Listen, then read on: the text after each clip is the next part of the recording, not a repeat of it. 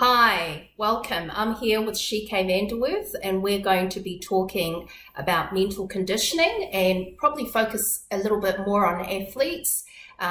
This is quite a big area, the mind and also how we think and our mental programming. So it's great to have a very focused perspective on mental conditioning, particularly with athletes. So Shiike, tell me about your journey into coming into this place where you are now a health coach, a motivational speaker, a facilitator for personal development, and obviously been a long time in this industry. Thanks, Lisa. I started a long time ago as this. In the late 80s, I was training in martial arts, and my martial arts instructor left his job and started a fitness centre. And this was a gym in 1986 where gyms were very different to the way they are now 30 years later. Wow. There were no studios, PTs, CrossFit hadn't been invented. Yeah. And it was all about one-piece leotards and leg warmers. Yeah. And which I look great in both, by the way. But so as an 18-year-old, I put some money into this business, and that started 16-year partnership with a group of people that were very passionate about health and well-being. From the 80s, 90s, we sold it in 2002. My contribution was very much on the gym floor and working not just in in that area, but also with different community groups, sporting clubs, the elderly, different programs with children, learning disabilities and so forth. And I was the go-to person as the coordinator for the gym. That led me to working with some local athletes. Now, if you stay in one place for long enough, you see things happen. And local kids became regional athletes, they became state athletes, they became national athletes over the years. When I was looking at athletes line up at a national and international level, I've been lucky enough to work with world champions and Paralympians as well, athletes with disabilities. The striking takeaway for me was that physically they were all wonderful. If you thought the answer was being stronger, they're all, look at the TV on any given weekend, or you look at the courts when your children are playing, they're all fit, they're all fast, they're all talented. So what really separates the ones who are performing at a great level and that we will ultimately really remember. And if it's not physical, it has to either come down to a mental or an emotional ability. And that, for me, became fascinating. Yeah. And it sort of really began my movement from a strength and conditioning coach into more of a practitioner where health and well-being or communication or relationship or started to really take my interest. And working in specifically with mental conditioning was something that I took to, having come from martial arts and yoga and a big background in meditation. I could really relate to that. And it isn't necessarily an easy transition to develop mentally into some prowess, if you like, or some ability, but it is simple. And funny enough, it's strikingly similar to developing health and wellness physically. You know, what you feed your mind is very important, how you rest it and how you allow it to recover, and as well how you train it, what specifically you do to enhance your ability to focus, to filter distractions, and then there's also emotional and physical as well.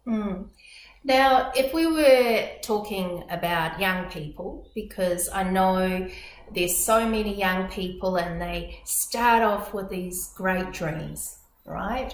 And there are many young people with so much talent, you know, like you've said, they have the physical ability, but then you see that they don't get through, post sort of this late teen stage.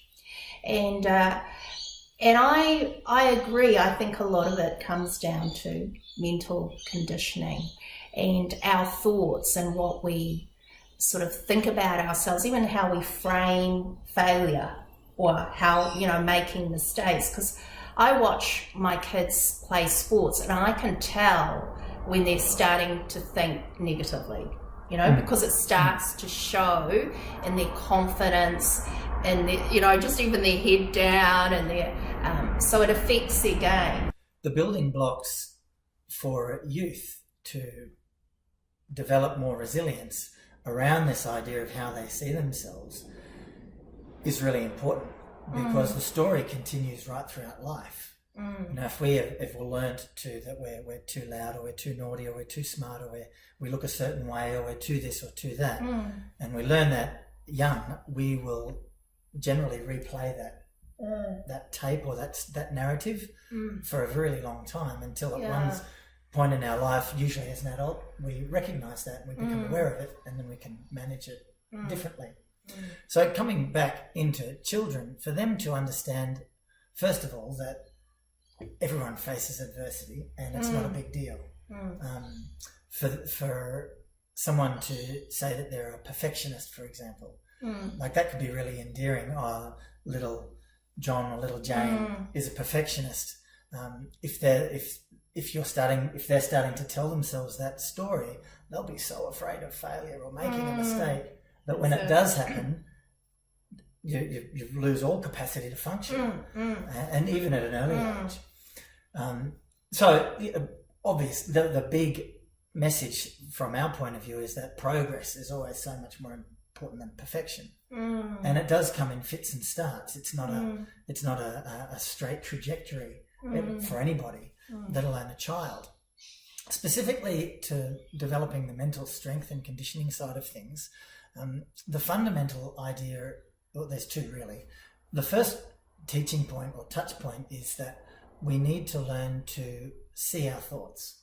Much like we see events that happen to us, sometimes we internalise them and they give us a lot of grief, but when we can keep them and be a little bit more objective to them, that they're not who we are, they're simply things that happen, we can manage them a lot more efficiently. And thoughts are the same. So these stories that we're telling ourselves, they're not who we are. They're simply thoughts we think. And of course, the sort of second step after we start to appreciate that we can distance ourselves from our thoughts and maybe manage them is the knowledge that we can only think one thought at one time. And if you ask anybody, how many thoughts can you think at once? The answer is, well, hundreds. And it's easy to multitask, but all that really does is sort of splinter our focus. Now, people who achieve great things through sport or in business or in relationship are really, really good at giving things their undivided attention. That's right. Whether it be in conversation, or whether it be because the cricket ball's coming at them, or whether it's a project to complete for a client, and that ability to focus or to choose rigorously the thoughts that you want to devote your time and energy to is a real game changer in terms of strengthening, because it will become better. There's so much science behind this now through positive psychology, and the neuroscience is coming in now to support what all the tests and studies have shown us, is that when we focus on certain things, we develop certain pathways in our brain, and that starts very young. When you say something to yourself often enough, like, I can't do this, for example, or it's Monday, I hate Mondays, or it doesn't matter what the internal dialogue is, but if it's not ultimately serving you to do what you want to do, if it's holding you back, that neural pathway is becoming stronger and stronger every time it gets used. Now, in some cases where some habits are so well entrenched, those pathways are like highways. They're like 6 lanes of traffic, lighting your brain up in a particular way. When you start to reframe that, so you start to see things a little bit differently, the pathway doesn't change.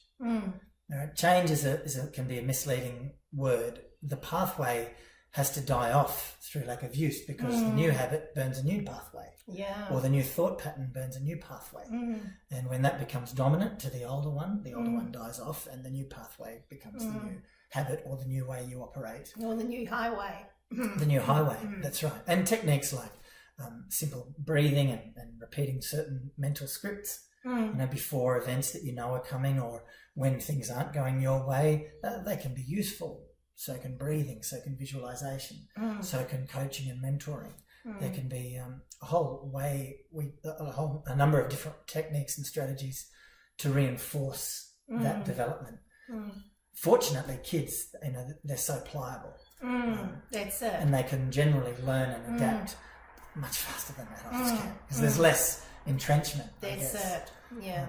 I guess, in conjunction with all of this conversation, and this is just something you brought up earlier, it is, the sky is never the limit.